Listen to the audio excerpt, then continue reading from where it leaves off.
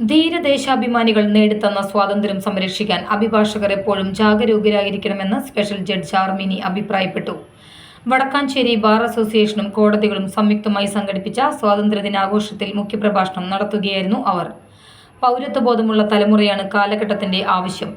രാഷ്ട്രത്തിന് ബുദ്ധിമുട്ട് വരുമ്പോൾ എല്ലാവരും ഒറ്റക്കെട്ടായി നിൽക്കുന്നതാണ് നമ്മുടെ രാഷ്ട്രത്തിന്റെ പാരമ്പര്യമെന്നും ജഡ്ജ് മിനി പറഞ്ഞു.